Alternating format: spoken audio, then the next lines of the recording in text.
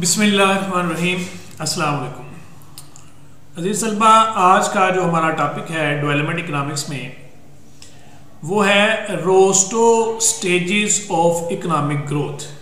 Professor W Rostow ये एक American economic historian है जिन्होंने मुख्तलिफ डेवलप्ड कंट्रीज़ का सफ़र जो है डेवलपमेंट का वो स्टडी किया और इन्होंने ट्रांजिशन प्रोसेस डेवलपमेंट का वो स्टडी किया और उसमें उन्होंने 5 स्टेजेस डिस्कवर की कि सारे जो मुल्क हैं जो भी अंडर डेवलपमेंट से डेवलपमेंट की तरफ गए हैं वो इन 5 स्टेजेस से होकर गए। कोई भी मुल्क इन 5 स्टेजेस से पीछे नहीं हटा। हर मुल्क को इसी रास्ते पे, इसी पाथ पे, इसी तरीके से इन्हीं स्टेजेस से गुजर के तो जाना पड़ता है डेवलपमेंट की तरफ। तो ये है क्या, professor Rostow has described the historical process of transition from underdevelopment to development in terms of a series of 5 stages of growth through which all countries must pass to reach the ultimate destination of a developed country। Develop country तक पहुंचने के लिए आपको एक सफ़र तय करना पड़ता है और उस सफ़र 5 स्टेशनों से, 5 रस्तों से, 5 चेक पॉइंट से होकर गुजरता है। तो जो पहला चेक पॉइंट है या पहला पड़ाव है, जो पहला फेज है डेवलपमेंट का, वो सबसे पहला है ट्रेडिशनल सोसाइटी। शुरू में सारे मुल्क जो अंडर जो अब डेवलप हैं वो शुरू में सारे ही ट्रेडिशनल सोसाइटी पर बेस करते थे। वो ट्रेडिशनल सोसाइटी थी, एक रवायती मुआशरा था और उसमें वही सारी खराबियाँ, वही सारे प्रॉब्लम्स, वही सारे इश्यूज थे जो एक रवायती मुआशरे में होते। वो कौन से थे? Old techniques of production. सबसे पहला जो उसका हिस्सा है या खसूसियत है ट्रेडिशनल सोसाइटी की कि वो जो प्रोडक्शन के तरीके हैं वो पुराने इस्तेमाल करते हैं। Old technology, pre Newtonian technology जो ना वो इस्तेमाल करते हैं, पुरानी नई टेक्नोलॉजी को अडॉप्ट नहीं करते। Pre Newton production function, Newton से भी पहले का प्रोडक्शन फंक्शन, तरीके पुराने, एग्रीकल्चर के भी तरीके पुराने, ज़्यादातर दस्तकारियों से काम होता है, मशीनरी का इस्तेमाल नहीं होता, ऐसी सूरत हाल होती है। High proportion of resources devoted to agri sector. जो रिसोर्सेज है आपके उनका बहुत बड़ा, यानी लेबर का, लैंड का, जमीन का और मेहनत का जो बड़ा हिस्सा होता है ना वो एग्री सेक्टर को डिवोट होता है, एग्री सेक्टर में इन्वॉल्व होता है, एग्री सेक्टर उस पर काम कर रहा होता है। अभी भी अंडर डेवलप कंट्रीज जितने देख लिए उनमें से 60, 65, 70% तक लोग एग्रीकल्चर में इन्वॉल्व है, इंगेज है।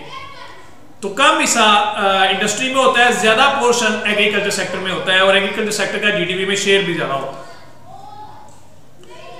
Man is valued on the basis of his family, not by capabilities.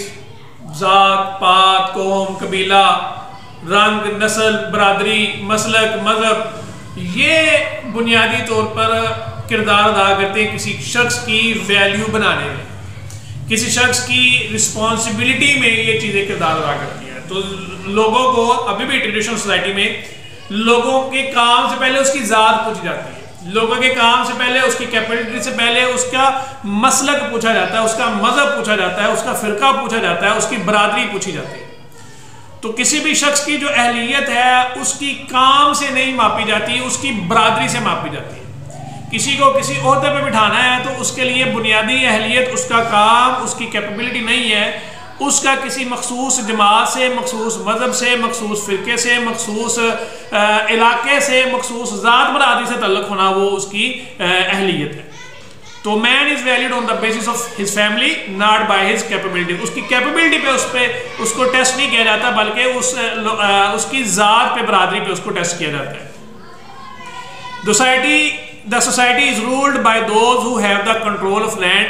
जागीरदारों के हाथ में सोसाइटी होती है, जिसके पास जितनी ज़्यादा जगह होगी, जितनी ज़्यादा जागीर होगी, जितनी ज़्यादा ज़मीन होगी, वो लोग सोसाइटी को कंट्रोल करेंगे, लोग उनके कंट्रोल में होंगे, वही पॉलिसी मेकर होंगे, वही लैंडलॉर्ड होंगे और वही किंग मेकर होंगे। Rigidity in elastic and immobile, लोग रिजिड होते हैं, इन इलास्टिक होते हैं, लचक नहीं होती, पुराने नजरियात पे जमे होते हैं, नजरियात में तब्दीली लाने पे आमादा नहीं होते, और उनमें किसी किस्म की मोबिलिटी नहीं होती। जिस जगह बैठ गए सो बैठ गए, जमी जुम्बद ना जुम्बद गुल मोहम्मद, जहां बैठ गए सो बैठ गए, उस जगह से हिलना नहीं है, अपने लिए अपॉर्चुनिटीज तलाश नहीं करनी, मौके तलाश नहीं करने, एक जगह से शहर छोड़ के मूव नहीं करना, मोहल्ला नहीं छोड़ना, गली नहीं छोड़नी, अपने इलाके को छोड़ के निकलना नहीं है, एक जगह से दूसरी जगह मूव नहीं करना। तो जब मोबिलिटी नहीं होगी तो फिर अपॉर्चुनिटीज महदूद हो जाती है। आपके एक शहर में कितनी को अपॉर्चुनिटी हो सकती है, तो अपॉर्चुनिटी जब आपने अवेल करी तो आपको इलाका, जगह, मोहल्ला छोड़ना पड़ता है।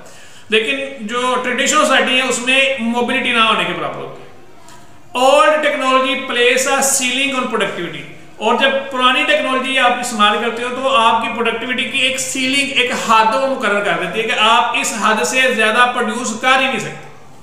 फर्ज किया आप अगर कपड़ा सिलाई करते हो और हाथ से चलाने वाली मशीन आप इस्तेमाल करते हो, तो आप जितनी भी टिल लगा लेंगे, जितना भी जोर लगा लेंगे, जितनी भी कोशिश कर लेंगे, आप एक मखसूस सूटों से ज्यादा उसकी सिलाई नहीं कर सकते।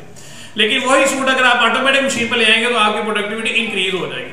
तो चूंकि ओल्ड टेक्नोलॉजी पे काम कर रहा होता है, टेक्नोलॉजी पुरानी होती है, टेक्निक्स पुरानी होती हैं, तो इतनी प्रोडक्टिविटी फिर उनकी एक खास हद से ज्यादा जा नहीं सकती। तो ये बुनियादी तौर पर ट्रेडिशनल सोसाइटी की खसूसियात है कि ट्रेडिशनल सोसाइटी में ये चीजें पाई जाती हैं।